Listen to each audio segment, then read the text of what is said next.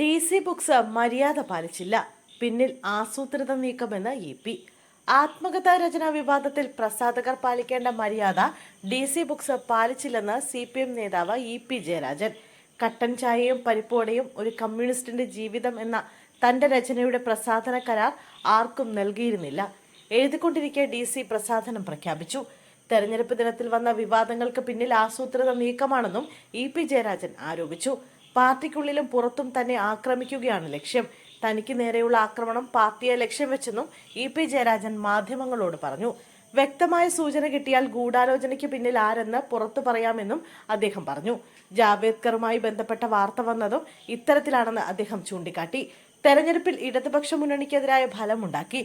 അതുവഴി എന്നെ പാർട്ടിക്കകത്തും പുറത്തും പൊതുസമൂഹത്തിലും ആക്രമിക്കുക എന്നത് ആസൂത്രിതമായ പദ്ധതിയായാണ് അന്ന് നടപ്പാക്കിയത്. ഇതിന്റെ ആവർത്തനമാണ് ഇപ്പോഴുണ്ടായതെന്നും അദ്ദേഹം വ്യക്തമാക്കി. EP ജയരാജനെതിരെ തെരഞ്ഞെടുപ്പ് ദിവസമുണ്ടായത് അന്തർനാടകം മാത്രമാണെന്ന് SNDP യോഗം ജനറൽ സെക്രട്ടറി വെള്ളാപ്പള്ളി നടേശൻ നേരത്തെ പ്രതികരിച്ചിരുന്നു. EP അനുമതിയില്ലാതെ പ്രസിദ്ധീകരിക്കാനാകുമോ എന്നും പ്രസിദ്ധീകരിച്ചത് തെറ്റായ ദിവസമാണെന്നും അദ്ദേഹം പറഞ്ഞിരുന്നു. EP ജയരാജനെയും സർക്കാരിനെയും ആക്രമിക്കാൻ വേണ്ടിയാണ് DC ബുക്സ് അങ്ങനെ ചെയ്തതെന്നും വെള്ളാപ്പള്ളി പറഞ്ഞു.